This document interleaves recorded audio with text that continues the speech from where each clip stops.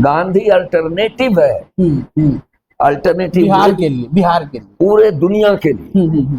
कि जेपी ने जब जाति के दंश को बुलंद आवाज में उसका भर्त्सना किया, तो बेगूसराय में वहां के नौजवानों ने अपने जनेऊ उतार कर फेंके, और वो जनेऊ जब मापा गया तो वो क्विंटल में निकला जनेऊ। मेरे दिल सीने में ना सही, तेरे सीने में ही सही, वो कहीं भी आग, लेकिन आग जलनी चाहिए। नमस्कार, मेरा नाम प्रवीण है। आप देख रहे हैं प्रवीण जनसुराजी यूट्यूब चैनल। इस यूट्यूब चैनल के मदद से हम लोग जो जनसुराज प्रशांत किशोर के सपने में बिहार को आगे बढ़ाने में जो लोग अपना कंधा लगा रहे हैं, जो अपना भूमिका निभा रहे हैं बिहार को आगे बढ़ाने के लिए, वो लोग को ये इस इंटरव्यू में इनवाइट किया जाता है, वो लोग को इंटरव्यू किया जाता है। उसका इंटरव्यू क्या है और इसमें आगे जाके बिहार को आगे बढ़ाने में उसका भूमिका क्या रहेगा, उसके बारे में हम लोग बातचीत करते हैं। उसी का क्रम में हम लोग का साथ है विजय बाबू जी। विजय बाबू जी भागलपुर के रहने वाले हैं, वही भागलपुर यूनिवर्सिटी के एक प्रोफेसर है, गांधीयन प्रोफेसर है, गांधीयन थॉट बच्चों को पढ़ाते थे। और इसके पहले विजय बाबू बहुत अच्छे से जेपी सेनानी भी रहा, और जेपी सेनानी का मूवमेंट में, जेपी का आंदोलन में अहम हिस्सा निभाए थे।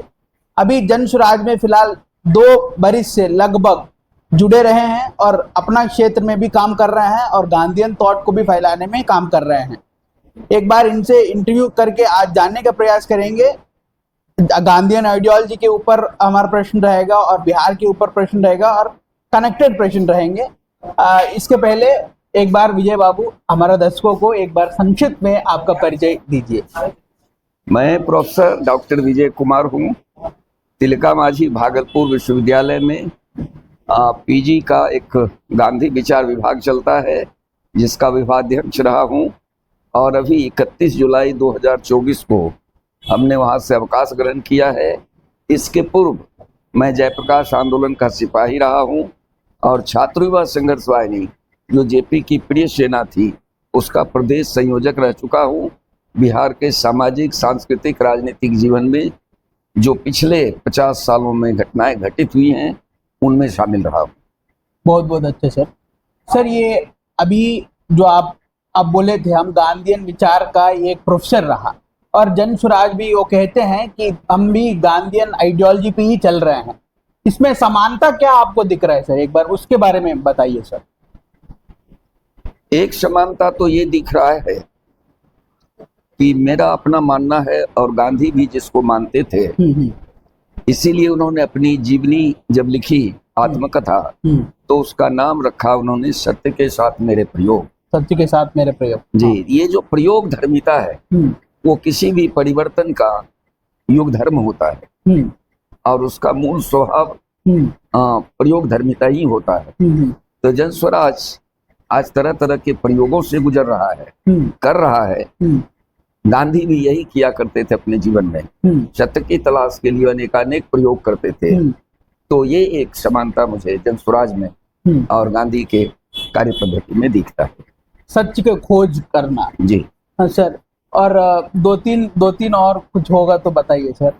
दूसरा, जब जनसुराज कहता है सही सोच, सही लोग और साजिश समझ, तो इसको गांधी कहते हैं अपनी भाषा में सर्वोदय, सबका उदय, सबके द्वारा उदय और सब प्रकार से उदय, ये गांधी कहते हैं। यहाँ आप देखेंगे तो आपको गांधी और जनसुराज का जो नैरेटिव है वो एक दिखेगा, ये दिख रहा है।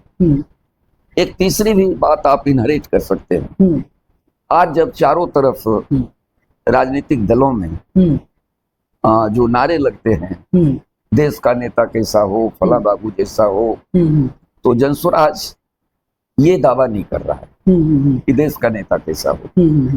ये एक अच्छी बात है और लोकतंत्र की दृष्टि से अच्छी बात है। चौथी बात कि जब पूरे देश में जाति और संप्रदाय के सवाल पर आम आदमी बढ़ चुका है, हर आदमी की पीठ है तो आपस में सटी हुई है, चेहरा एक दूसरे के विरुद्ध खड़ा है। सही बात। ऐसी स्थिति में जनसुराज लोगों के बीच जा रहा है और अंतिम जन के बीच जा रहा है।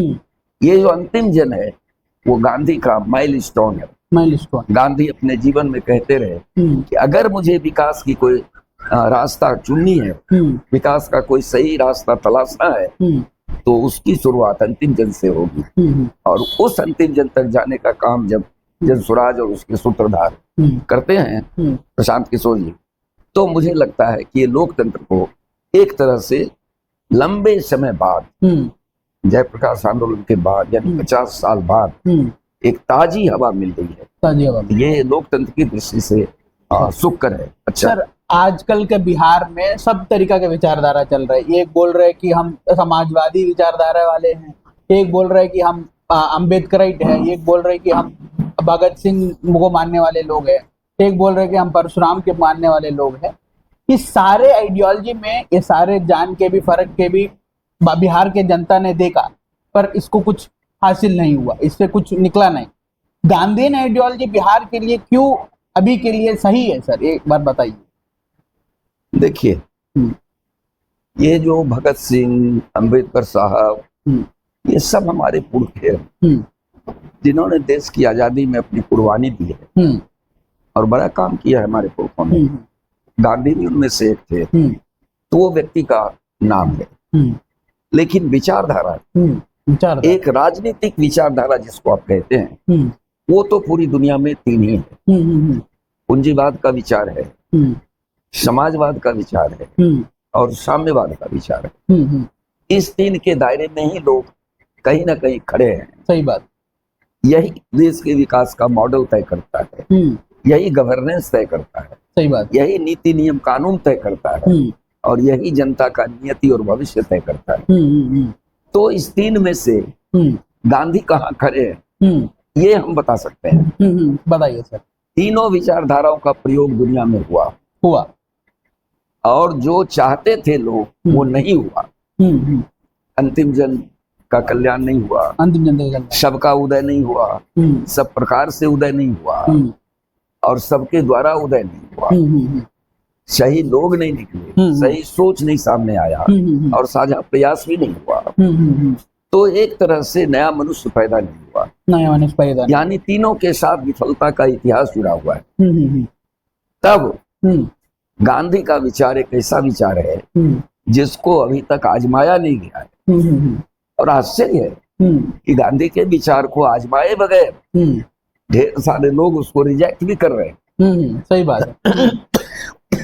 वो कह रहे हैं पुरानी बात है, 14वीं शताब्दी की बात है। मेरा अपना मानना है कि गांधी को जानने समझने की जरूरत है और बहुत सारी भ्रांतियां जो गांधी को लेकर कही जाती है, इस विपरीत परिस्थिति में जन स्वराज गांधी का नाम लेकर दुनिया के सामने, देश के सामने, बिहार के सामने आ रहा है। ये एक तारीफ करने लायक बात है, एक अच्छी बात है। अब जब तीनों विचारधाराएं फेल हो गई हैं, तब गांधी के विचार को कैसे देखें? एक दृष्टि हो सकती है कि हम इनको पोस्ट मॉडर्नाइजेशन में देखें। पोस्ट मॉडर्नाइजेशन, हाँ। मेरा अपना मानना है कि ये टर्मिनोलॉजी सही नहीं है। ये मॉडर्नाइजेशन, पोस्ट मॉडर्नाइजेशन अपने आप में सही विचार नहीं है। हर दौर दुनिया के लिए मॉडर्न ही होता है। ये अलग बात है कि हर दौर में टेक्नोलॉजी और साइंस का विकास क्रमागत रूप से होता है, अलग अलग तरीके से होता है। सही बात। तो 1954 का विज्ञान, 1854 का विज्ञान, 2000 साल पहले का विज्ञान और आज का विज्ञान, जाहिर है बहुत सारी चीजें बदली हुई। इसलिए हर दौर में हर वो काम जो जनता के दो चीजों को बढ़ाए, एक स्टैंडर्ड ऑफ लिविंग बढ़ाए और दूसरा स्टैंडर्ड ऑफ लाइफ बढ़ाए, यानी जीवन मूल्य को बढ़ाए और जीवन जीने के स्तर को बढ़ाए। ये काम जिस दौर में भी होगा वो अपने आप में मॉडर्न होगा। इसलिए पोस्ट मॉडर्नाइजेशन का डिबेट ये मैं खारिज करता हूँ। ये साम्यवादियों के डिबेट है, उसको किनारे रख दीजिए। गांधी अल्टरनेटिव है, अल्टरनेटिव बिहार के लिए, पूरे दुनिया के लिए, न केवल बिहार के लिए। Alternative way of economic development, alternative way of politics, alternative way of culture, alternative way of sociology, and philosophical alternative also. इस पर जब गंभीरता से आप पूछेंगे तो हम आपको बता सकते हैं सप्रमाण कि कैसे गांधी विकल्प है। इसलिए मैं गांधी के विचार को एक वैकल्पिक विचार के रूप में देखता हूं कि समाज की जो दार्शनिक, आर्थिक, सामाजिक, सांस्कृतिक, राजनीतिक जरूरतें हैं उसका विकल्प गांधी दे रहा है। गांधी दे रही बात है। सर, आप स्टूडेंट राजनीति भी किए हैं, आप जेपी मूवमेंट में एक स्टूडेंट का अध्यक्ष भी है, स्टूडेंट लीडर भी थे। अभी का स्टूडेंट जो है अब राजनीति में नहीं आना चाहते हैं, उस समय में और इस समय क्या फर्क है, क्यों नहीं आना चाहते छात्र राजनीति में, एक बार आप जिक्र कीजिए सर। इसको इस रूप में समझने से ज्यादा अच्छा है कि इस रूप में हम लोग देखें कि छात्र राजनीति में हुआ क्या क्या। 1974 छात्र राजनीति का अंतिम उभार था, जब नौजवान आए और बड़े साफ शब्दों में नौजवानों ने कहा कि नया बिहार बनाना है, शिक्षा में आमूल परिवर्तन करना है, बेरोजगारी का उपाय ढूंढना है, महंगाई पर रोक लगानी है, भ्रष्टाचार पर रोक लगाना है। ये सारी चीजें कही गई। सरकार बनी उनके परिश्रम से बनी और नौजवानों को हताशा मिली, इसमें से कुछ हुआ नहीं। अब दिक्कत यहाँ है कि आज देश में और समाज में अगर आपसे भी पूछा जाए कि जयप्रकाश जी के शिष्य कौन है, तो आप भी कहेंगे, कुछ नाम गिना देंगे जो सियासत में है, सत्ता में है, राजनीतिक दलों में है। सच ये नहीं है। ये सब लोग 1974 के जमाने में भी जयप्रकाश जी के चेले नहीं थे। ये अपने अपने दलों में कार्यकर्ता थे, अपने अपने दलों के नेता थे। इनकी छात्रयुवा शाखाएं थी, वो लोग आए थे आंदोलन। लेकिन जो जेपी के कहने पर लाखों लाख लोग आए थे, जिसमें मैं एक उदाहरण आपको दूंगा कि जेपी ने जब जाति के दंश को बुलंद आवाज में उसका भर्त्सना किया, तो बेगूसराय में वहां के नौजवानों ने अपने जनेऊ उतार कर फेंके और वो जनेऊ जब मापा गया तो वो क्विंटल में निकला जनेऊ। It was the sacrifice. वो लोग कहाँ चले गए? वो हाशिए पर चले गए।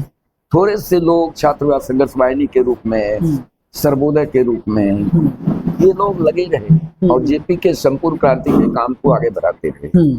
ऐसा नहीं है कि 50 सालों में काम नहीं हुआ है। इस छोटी सी धारा ने भी बिहार में भी और देश में भी गंगा मुक्ति आंदोलन जैसे पर्यावरण के आंदोलन चलाए हैं, बाढ़ सुखाड़ के सवाल पर देश को आंदोलित किया है, स्त्रियों के सवाल पर आंदोलित किया है, खेती किसानी कारीगरी के सवाल पर आंदोलित किया है, बोध गया का भूमि आंदोलन चलाया है। ये काम बिहार में हुए हैं। मैं कैमरे के सामने कह रहा हूँ कि समाजवादी और साम्यवादी आंदोलन, भूमि के सवाल पर जो लड़ाइयां हुई बिहार में, एक कट्ठा जमीन भी गरीबों को कानूनी हक ये लोग नहीं दिला पाए। लेकिन छात्रवाद संघर्ष वाहिनी ने उस जमाने में 39,000 एकड़ की लड़ाई लड़ी बोधगया महंत के खिलाफ और उसका पट्टा माननीय प्रधानमंत्री राजीव गांधी के हाथों गरीबों को दिलवाया। उसी आंदोलन का प्रभाव था। सब छात्र राजनीति का प्रभाव है जी।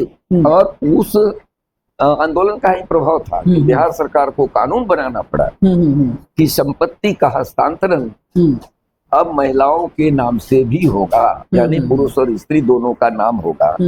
ये बिहार भारत का पहला राज्य बना। आज तो पूरे देश ने पूरा देश अपना रहा है। सही बात। ये कुछ उपलब्धियां हैं जेपी मूवमेंट की। इसलिए जेपी का आंदोलन विफल हो गया ऐसा हम नहीं मानते। नहीं। एक सफलता तो मैं सियासत के अंश में भी कह रहा हूँ कि 50 साल बीत गए, अब किसी की हिम्मत नहीं हो सकती है आपातकाल लगाने का।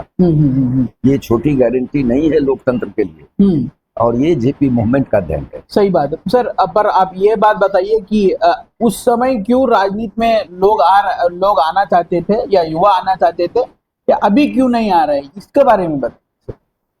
47 में आते आते देश की जनता ने महसूस किया कि आजादी जो मिलने वाली है उसमें से हमारे हिस्से वो चीजें आने वाली हैं जिसका सपना गांधी ने देखा। तो गांधी ने सपना क्या देखा था? गांधी ने सपना देखा था, लुई फिशर को साक्षात्कार देते हुए लिखा है गांधी कि वो चाहते थे कि दिल्ली और पटना में बैठकर 10-20 लोग देश को चलाएं। ये गांधी को कबूल नहीं था। वो सत्ता और संपत्ति को गांव गांव में बिखेरना चाहते थे। सही बात है। फूलों की माला की तरह गांव का संघ बनाना चाहते थे, जिसको उन्होंने ग्राम गणराज्य और ग्राम स्वराज्य कहा था। ये सपना देखा था। गांधी ने सपना देखा था कि निशब्द रात्रि में 12 बजे रात में भी लड़कियां गहनों से लदकर अगर सड़कों पर चलती हैं तो बेधड़क चल सके। ये ऐसा भारत को देख रहे थे।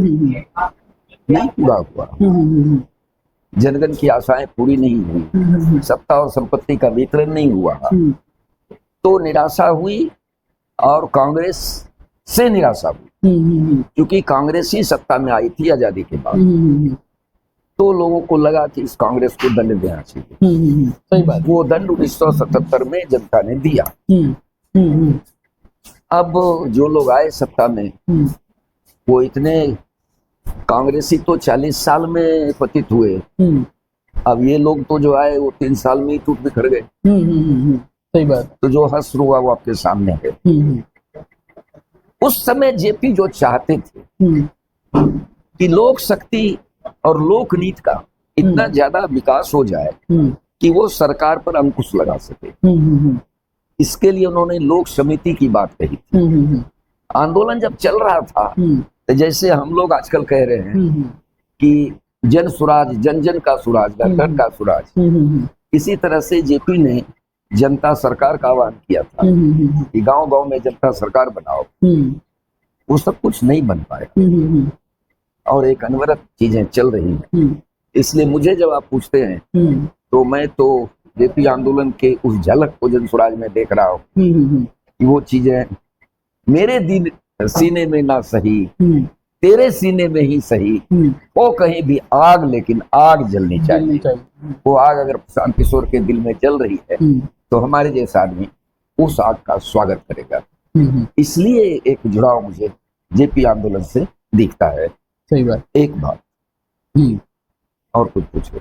हाँ सर, अभी राजनीतिक गुलामी के बारे में हम लोग बात करेंगे। फिर राजनीतिक गुलामी जो है, जो बिहार में ज्यादा है, ये बिहार कैसे इससे आगे निकल पाएंगे, इसके बारे में बताइए सर।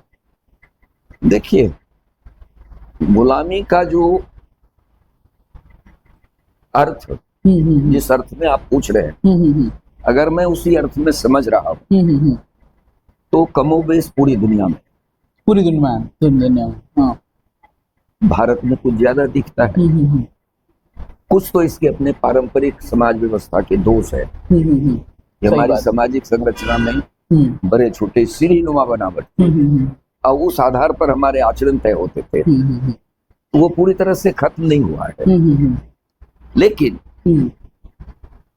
बिहार जैसे राज्य में वो आपको दिखता है इसलिए कि 1974 के बाद जो हुआ देश में और बिहार में भी, उसको समझना बहुत जरूरी है।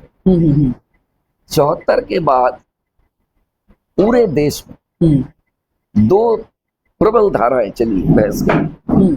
एक तो कि जातियों का स्वाभिमान सामने आया उठकर, और दूसरा संप्रदाय का स्वाभिमान, जिसको आप समझने के लिए मंडल कमंडल बोल ये उभार हुआ। इस उभार में कार्यकर्ता निर्माण की कोई जरूरत ही नहीं थी, क्योंकि समाज की जो पारंपरिक बनावट है उसमें हिंदू हैं, जातियां हैं, मुसलमान है, सही बात, ईसाई है, सिख है। तो आह्वान हुआ तो वहां से लोग निकल के चले आए। राजनीतिक दलों को बिना कुछ किए कार्यकर्ता मिल गया, फौज मिल गई, सत्ता मिल गई, तो कार्यकर्ता निर्माण बंद हो गया और लोगों ने धोखा महसूस किया।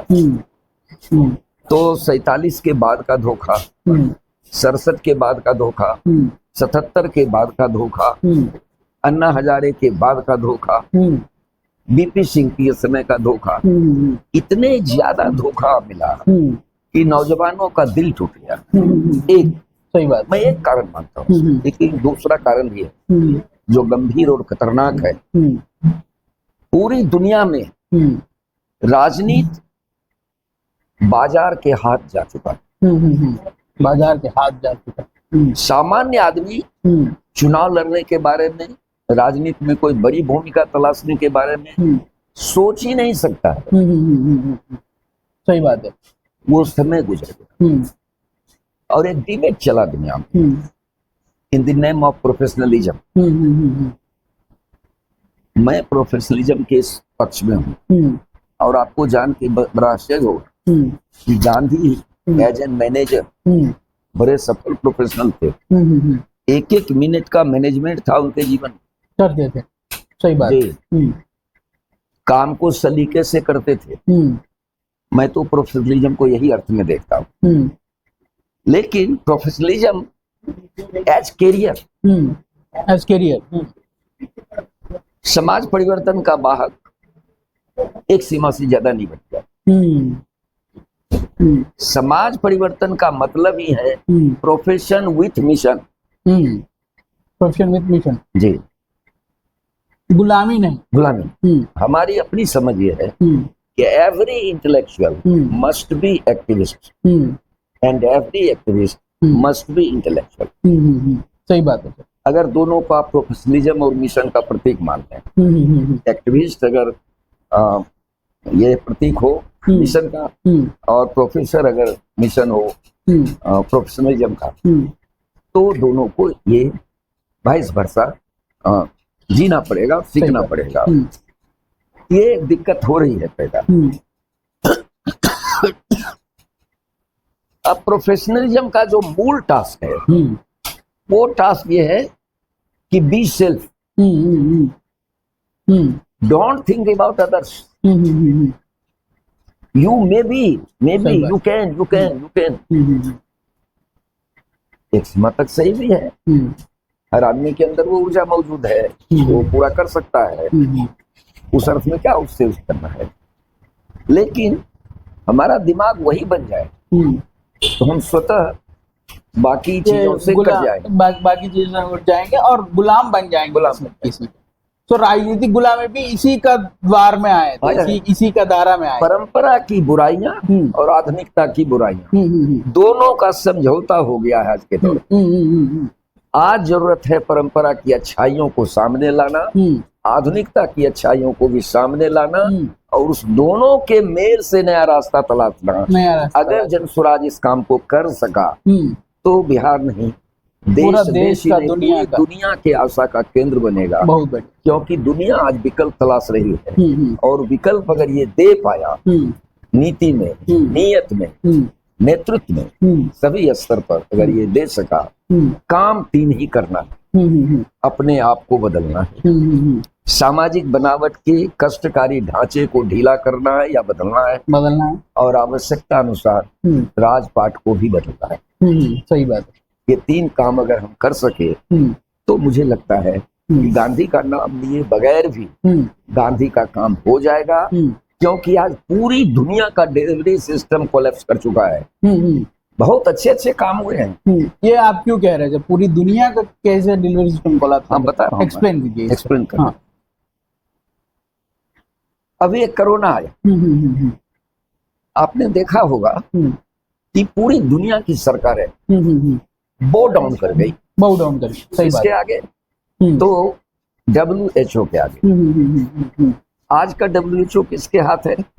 अमेरिका के हाथ। समझ रहे हैं? अमेरिका के हाथ होता तो कुछ बात ही बनती। वो तो व्यक्ति के हाथ में है।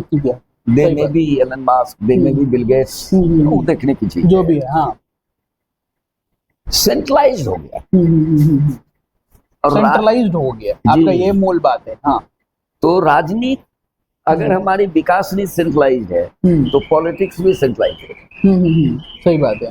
कल्चर भी सेंट्रलाइज्ड होगा। पूरी दुनिया को उपभोक्ता बनाने की कोशिश की गई और आज बन भी चुका है।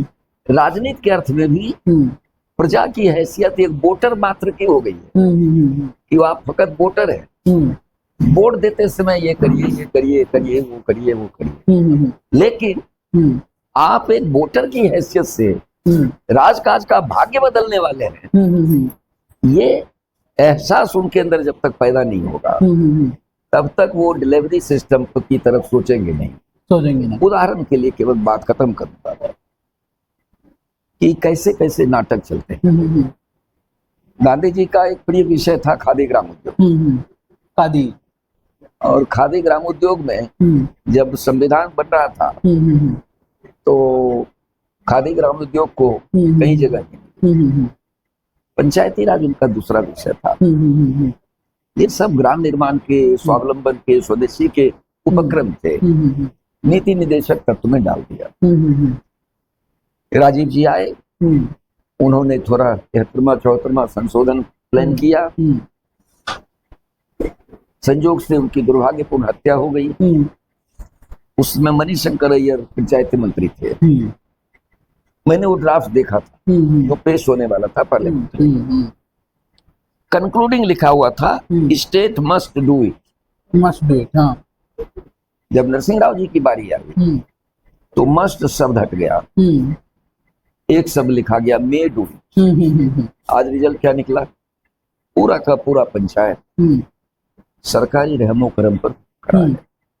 स्टेट को मन होता है लागू करो, मन होता है नहीं लागू करो। तो आप बोलते हैं तीसरी सरकार, लेकिन पंचायत की कोई सूची नहीं है, पंचायत का कोई कर्मचारी नहीं है, पंचायत का कोई बजट नहीं है, पंचायत का कोई भवन नहीं, सचिवालय नहीं है, तो कुछ है ही नहीं। पंचायत में वही फ्यूडल का व्यवस्था चल रहा है जी। अभी इतना डेमोक्रेसी में भी, इतना लोकतंत्र में भी वही फ्यूडल व्यवस्था चल रहा है। तो पंचायत का अपना कुछ नहीं है। तो है क्या है कि सरकारी आदेश जितने आते हैं उसके अनुसार काम करना है। अब दिक्कत कहाँ है? भारत सरकार ने तय किया कि हर वित्त आयोग में पंचायत को अलग से बजट देंगे। तो 14वां वित्त आयोग का जो पैसा आया, पैसा तो आना है राज्य सरकार के पास। सही बात। राज्य सरकार ने बिहार में जो हुआ 7 निश्चय योजना 7 निश्चय तो बनाया था और फंड जो है वो पंचायत वाला डाल दिया। सरकार की चिट्ठी चली गई पंचायतों के पास कि आप इसको ग्राम सभा में पास करिए और पैसा लेके लागू कीजिए। पैसा वो देना है, पंचायत देना है लागू करने, स्टेट स्कीम को। हाँ। स्टेट के पास जो पैसा, चूंकि एजेंसी स्टेट ही है, एजेंसी अभी पंचायत नहीं है भारत सरकार की। सही बात है। हाँ। तो उस पैसे को डाल दिया गया 7 निश्चय योजना। मुकदमे हुए, हाईकोर्ट गए, हाईकोर्ट ने फैसला पंचायत के पक्ष में दिया, सुप्रीम कोर्ट ने फैसला पंचायत के पक्ष में दिया कि आप राशि की योजना नहीं बना सकते हैं, वो पंचायत करेगा, ग्राम सभा करेगा। सही बात। तो कमाल का काम किया बिहार सरकार ने। उसने पंचायत के कानून ही बदले। क्या किया? पहले ग्राम सभा बड़ी होती थी, सभी वार्डों को मिलाकर ग्राम सभा, मुखिया उसकी अध्यक्षता करते थे। अब उसने वार्ड वाइज ग्राम सभा बना दिया। लॉजिक लिया कि छोटी इकाई है, फैसले लेने में सहूलियत होगी। तो अब लूट में पंचायत में वार्ड सदस्य को भी जगह मिल गई। ये सारे खेल हुए। सही बात। तो पंचायत को लेकर नियत साफ नहीं दिखती है। तो इस तरह के जो तमाम डिबेट है गांधी के, वो वैकल्पिक व्यवस्था के लिए बताए गए। उसको बगैर आजमाए हम खारिज नहीं कर सकते हैं। बात सही है। तो उसको आजमाया जाए, देखा जाए। ये पूंजीवाद खारिज हो रहा है, समाजवाद खारिज हो रहा है, साम्यवाद खारिज हो रहा है। तो हो सकता है गांधी का विचार भी खारिज हो जाए। अब गांधी का विचार क्या है ये जानना बहुत जरूरी। क्यों ये विकल्प है? गांधी के नियत में बहुत साफ साफ लिखा हुआ था, भारत का प्राचीनतम उद्घोष है, आनो भद्रा कृतवो यंतु विश्वतः। दुनिया में जो कुछ भी अच्छी चीजें हैं उसे आने दो। गांधी लिखते हैं कि हमें अपनी किवाड़ और खिड़कियां खुली रखनी चाहिए, ख्याल ये रखना चाहिए कि ताजी हवा आ सके। ख्याल रखिए कि आंधी और तूफान घर को न उड़ा ले जाए। ठीक वही भारत का प्राचीन उद्घोष गांधी दूसरे शब्दों में कह रहे हैं। बात सही है। तो ये जो पूरी तरफ है, तो पूंजीवाद की जो अच्छाइयां हैं, साम्यवाद की जो अच्छाइयां हैं, समाजवाद की जो अच्छाइयां हैं, इन समूह को लेकर जो मनुष्य का वाद बनता है, दैट में भी मानवतावाद, वो गांधी उसके उपासक थे। बहुत जी, ये बहुत आपने पुट किया सर। इससे हम लोग विराम लेंगे सर। आपको आने के लिए बहुत बहुत धन्यवाद। ये है मेरा इंटरव्यू विजय बाबू के साथ। विजय बाबू का मूल बात ये है, गांधी का जो ग्राम स्वराज जो उसका सपना था, प्रशांत किशोर उसी को लागू करने के लिए बिहार में इतना प्रयास कर रहे हैं। हम चाहते हैं प्रशांत किशोर इस प्रयास में सफल होंगे। इस वीडियो आपको अच्छा लगा तो ये वीडियो को लाइक कीजिए और ये चैनल को सब्सक्राइब कीजिए, ताकि आपको ऐसे ही वीडियोस आप देख सके। और यहाँ से जाने के पहले एक बार बिहार का नारा लगा के चलते हैं। देखिए, बिहार जो जमीन है ये भगवानों का जमीन रहा, ये बुद्धिमानों का जमीन रहा। विजय बाबू जैसे अच्छे लोग यहाँ जन्मे हुए हैं और गांधी जैसे अच्छे लोग यहाँ प्रयास करके गांधी बने थे, भगवान बने थे, महात्मा बने थे। सो इसी का भूमि का सम्मान के लिए हम लोग एक बार बिहार का नारा लगा के चलते हैं। बाबू, आपसे आग्रह है, आप भी बिहार का नारा लगाइए। जय बिहार, जय जय बिहार, जय बिहार, जय जय बिहार, जय बिहार, जय बिहार। सबको प्रणाम, सबको प्रणाम।